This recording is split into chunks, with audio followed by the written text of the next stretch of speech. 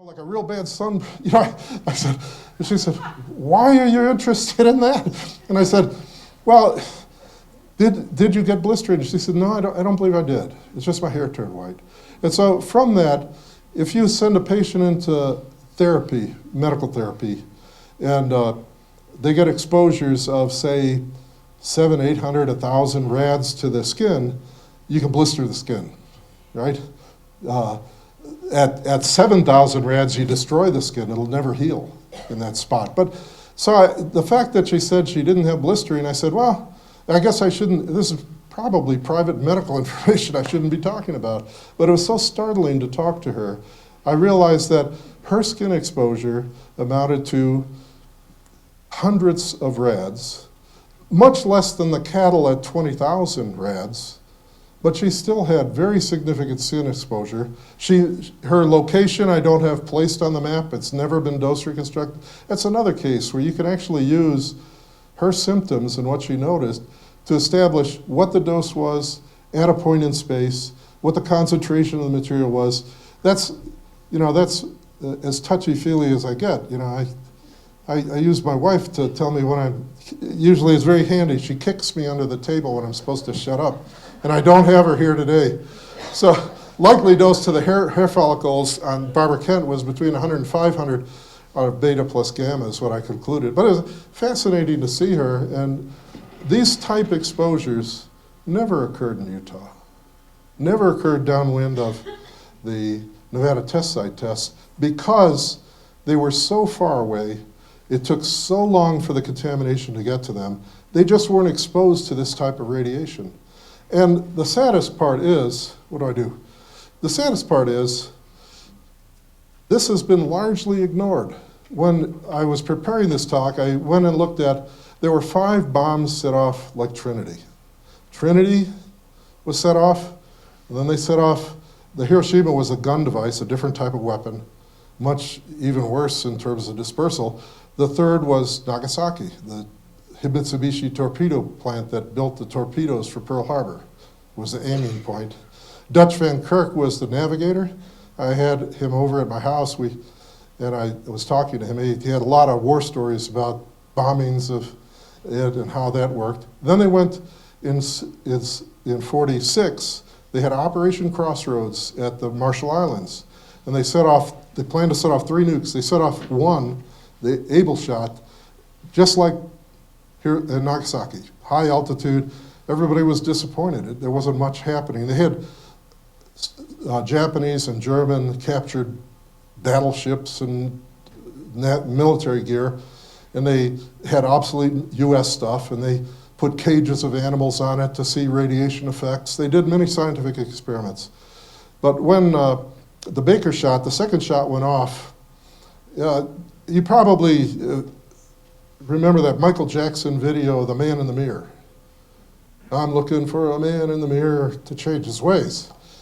And at the end, he had a very dramatic pause, and you saw a nuclear explosion where a huge column lifted up out of the ground. That's the most iconic film of a nuclear test, and it's the Baker shot. It was shot underwater. You didn't see a fireball. The whole lagoon volume of water lifted out in this huge column. If you have YouTube or something and look at the Michael Jackson video, take a look at that and stop it when the column's in the air. And when you look at it, there are destroyers that are being lifted up into that water column. That's the energy that was created. It was the strangest thing. All of the fallout remained in the water, largely. And then when everything fell back down, it washed out over all the ships, contaminated everything. And at that point, they tried to clean it up. The Navy non-nuclear types thought they were doing a great job. They'd send sailors on with scrub brushes and soap to clean off the battleships or the other ships in that fleet so that they could be reused for the next test. And they kept seeing the radiation levels drop. But why would the levels drop? That first curve I showed, if every factor of 7 hours after the test, levels were down a factor of 10. We're doing a good job cleaning up here. They're down 2 2 days later, they're down by another factor of 10, 100 times lower. We're doing a great job with these brooms. Well, you're not. They're just decaying away. And the biggest problem they had was the plutonium, because they had no means to measure the plutonium. So the health and safety staff began strongly suggesting the tests be curtailed. Things were out of control. Sailors were coming back, washing up in showers, and they'd contaminate that ship. When they had fresh water at sea, you have you generate steam and evaporate seawater to get fresh water in the World War II. No reverse osmosis, and they were finding that boiling the steam from the lagoon was making the boilers hotter and hotter. And so they were ordered to sail out at night to try to go out into clean sea to bring the levels down. And it became such a disaster that eventually 2 weeks later, Blandy canceled the third shot, and it became solely recovery. A lot of the ships were scuttled. A few were hauled back to California, which later became another compensation and lawsuit site. Hunter's Point in California, if you look it up on the internet.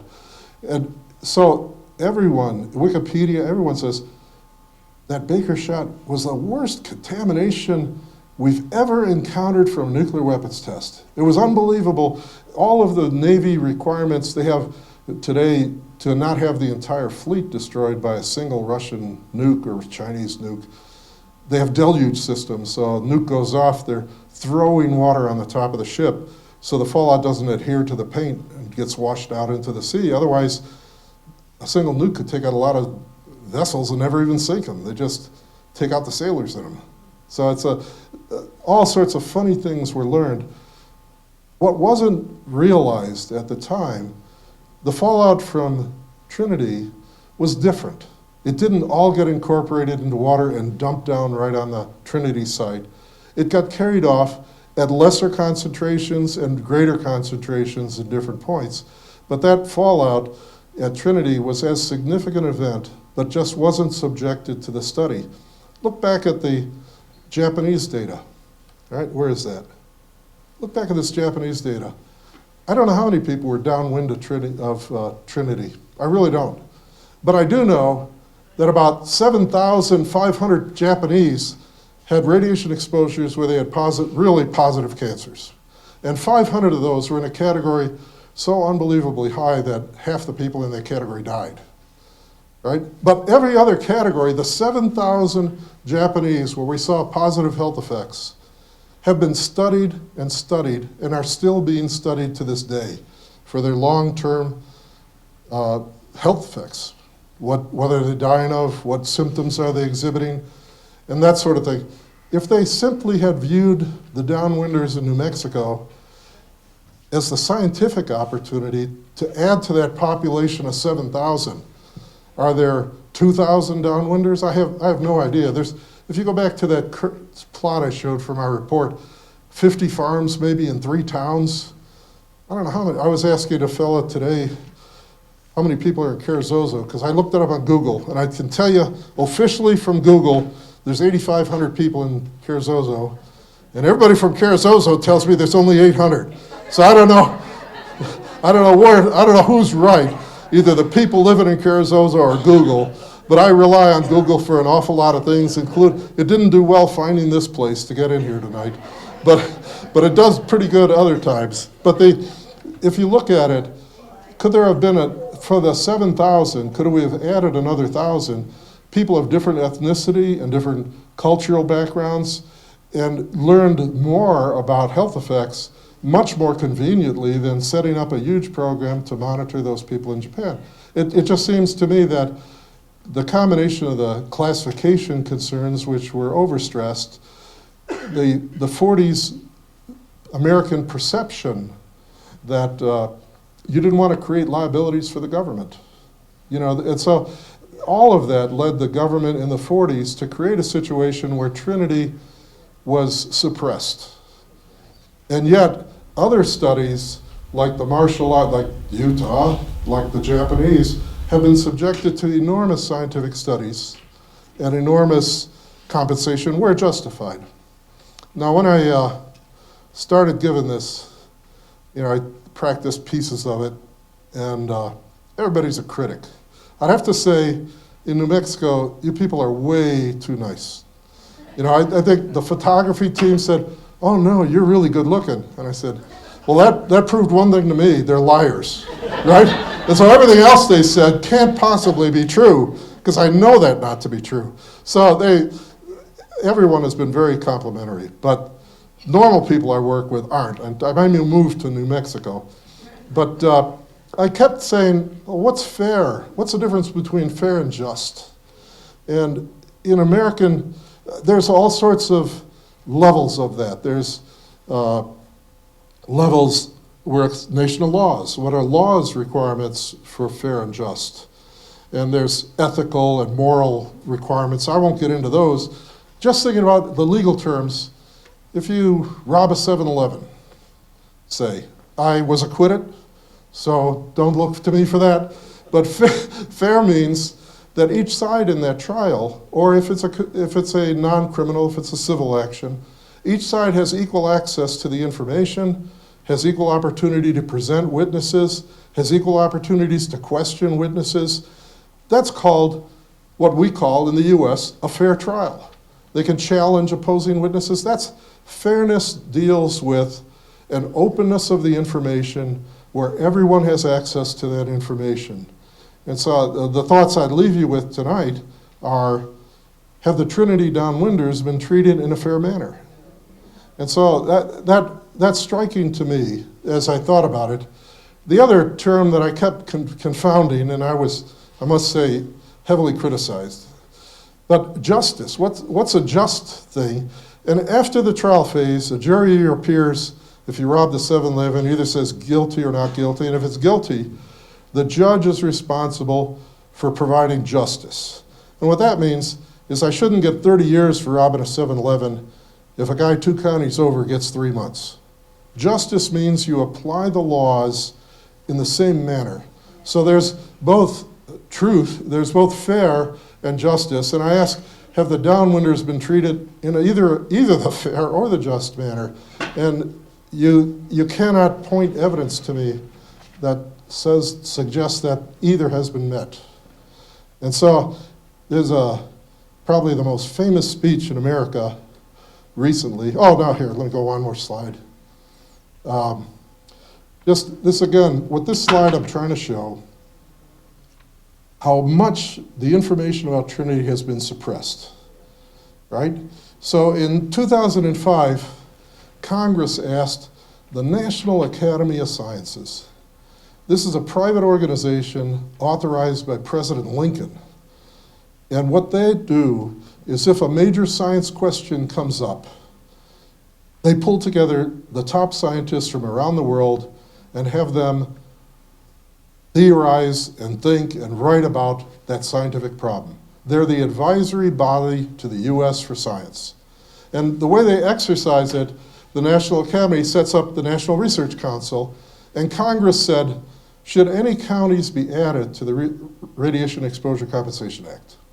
And what they did, Chapter 5 of their report, which is available online if you go to the National Academies, you can sign on as a guest and download the PDF. You can either buy the book if you want a hardcover, or you can download the PDF for free of this study of downwinders, right?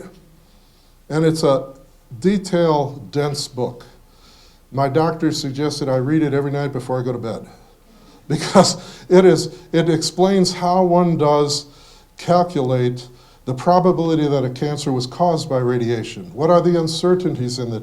A lot of technical details. The core message I take out of it is Chapter 5 looked into answering the actual question Congress asked. Should any counties be added? And in Chapter 5, the National Research Council used the national fallout data and the National Cancer Institute model, which had nothing to do with Trinity. And in that study, they used a family called Hypothetical. I don't know who they are, but they had a hypothetical. They said, what's the worst possible thing that could have happened in the US? Let's have a hypothetical male that was born in 48, lived in the worst county in Utah through 62, drank 3 glasses of milk a day, including as an infant in his mother's arms. Now, I know my teenagers did a lot of drinking of milk, but I don't think they did when they were younger. But it's conservative. That if you could force feed a kid at 2 years, 3 glasses of milk, good for you. And after those years, he got thyroid cancer from the iodine in the milk in the NCI study. And they computed his dose, and it turned out to be about the 25 rad, which times the organ weighting factor means that kid, the worst possible exposure got to be 1. And when the scientific panel looked at all this, they said, well, clearly, you don't need to add more counties. That's the worst possible county. Just isn't needed. Trinity fallout was a decade before the National Fallout Collection Programs occurred, right? Plutonium wasn't an issue in Nevada.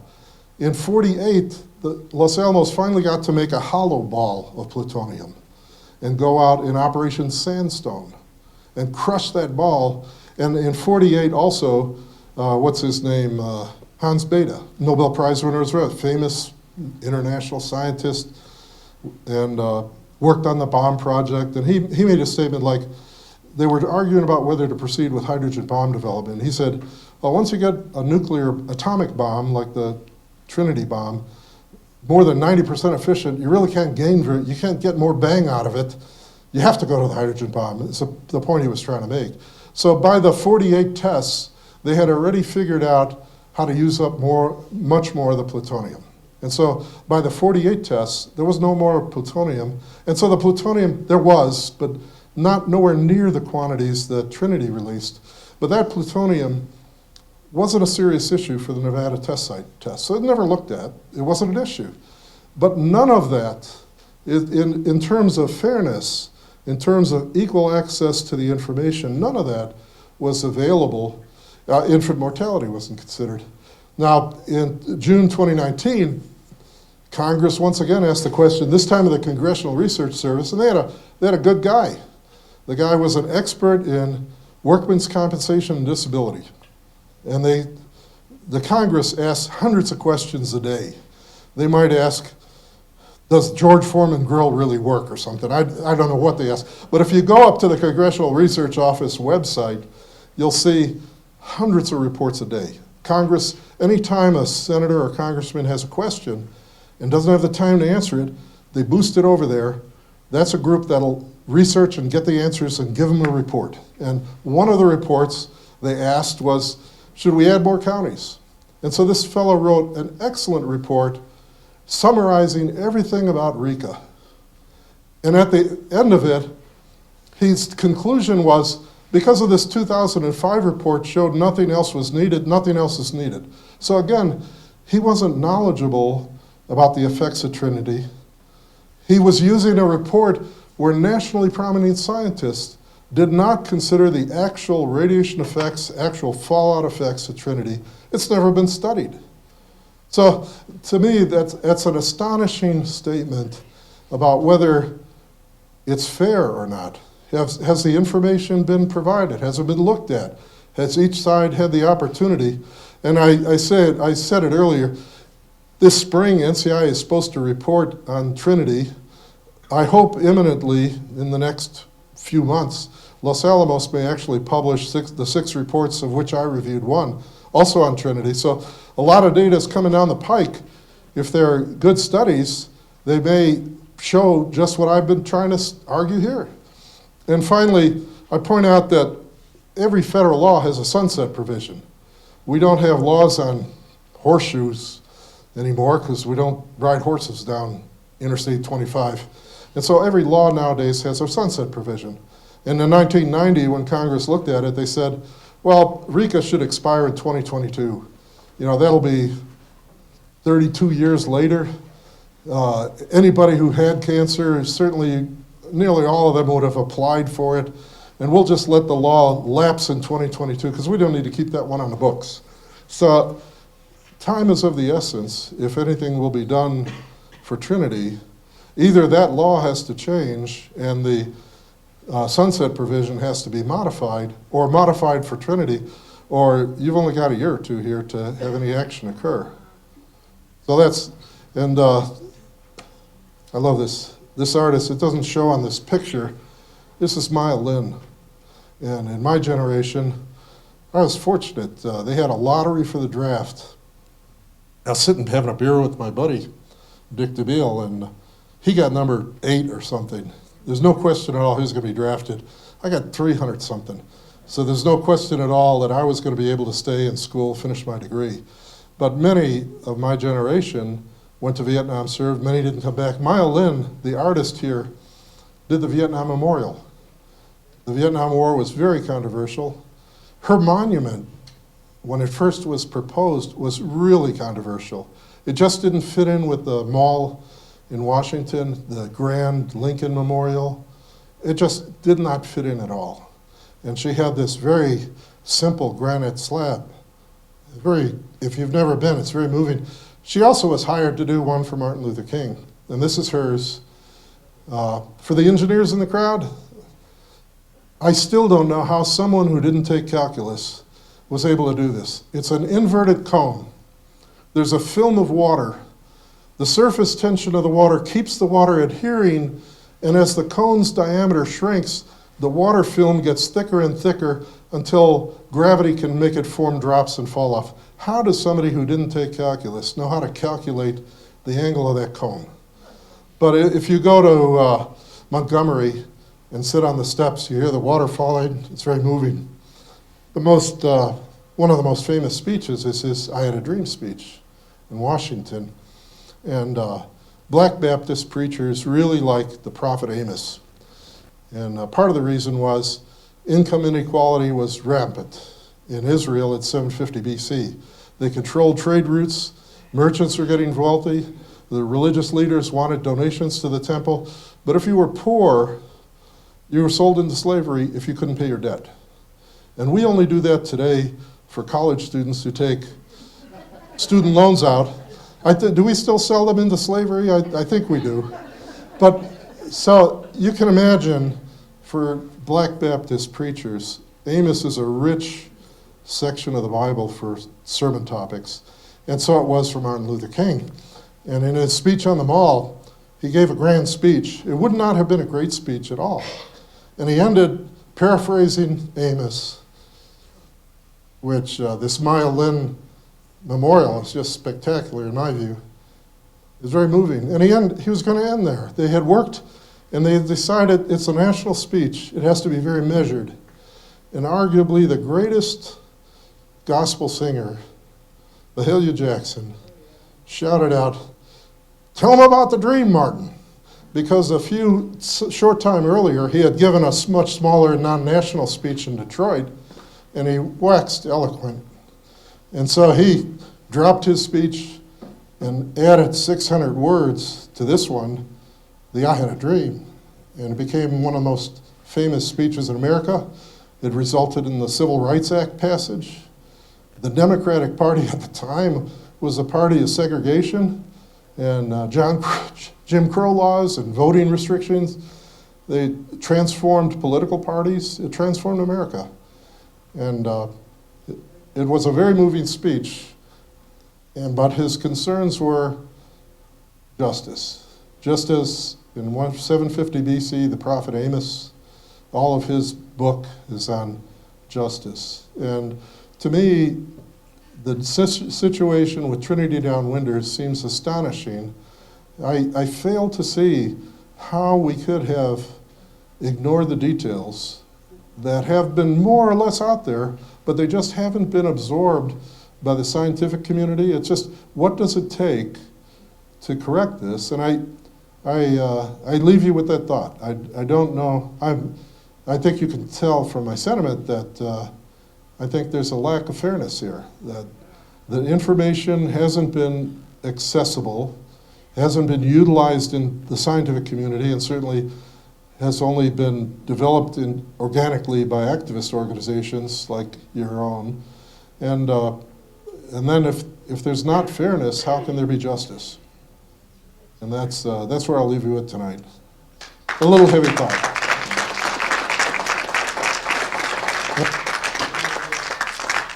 I'm open for any questions, except about my son. I want to talk about him. I think they're trying to get a mic. Yes, sir. You had that one map up to show that New Mexico had, that one right there. Yep. When we were in Washington DC, and Tina spoke at the judicial hearing, that's the same map they showed. That's right. When are they gonna update that? You may not have the answer, but what can we do to get that updated? Well, I think that's a very good point. I think Steve Simon's final report on Trinity comes out this spring. Will that update this map to include Trinity? Will Steve Simon continue the long-standing, the scientists in the National Research Council, they said, well, the best model available is the NCI iodine model, and iodine is the problem radionuclide. And it totally misses all of these other phenomena that occurred at Trinity.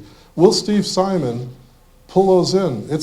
I'm hopeful that he will, but what needs to happen is, I don't know. I don't know that this is a very excellent map of the national, of the Nevada test site tests, as well as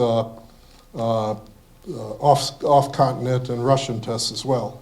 So this is an excellent map showing a lot of scientific work that went into it. Just doesn't have anything to do with Trinity at all.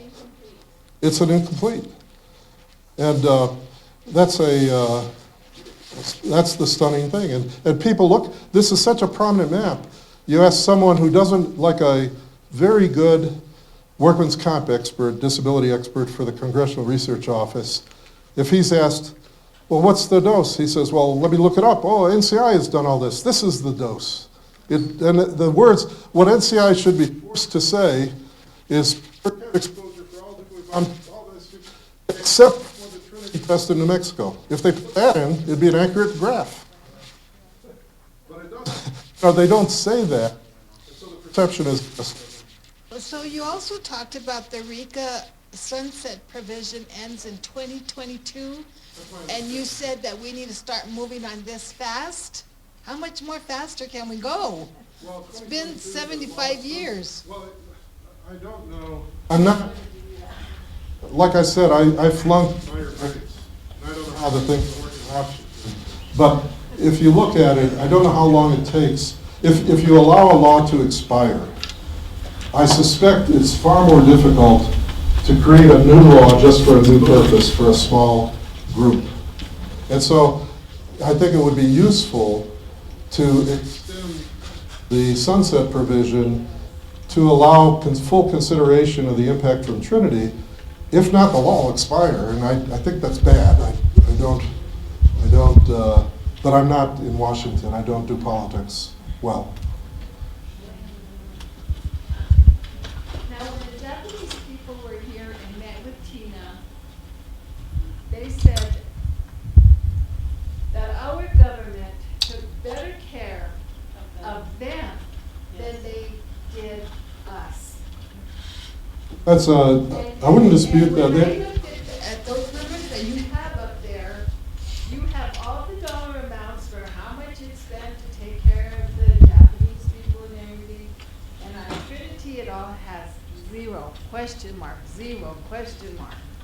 You need to point that out so Lois can film that for other people to see that we are at zero.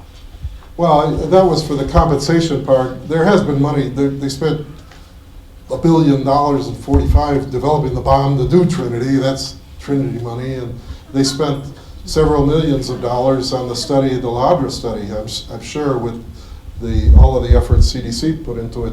So there have been money spent on Trinity, the Steve Simon work for the last 15 years. Now Steve, to his defense, is not the difference. I think is when NCI was tasked to do this very study, it was ordered by Congress. They were funded by Congress. By golly, they got on it and got the job done. And Steve Simon, I don't think, has had the same funding and attention and demands from Congress to complete the work. So if you look at it, he's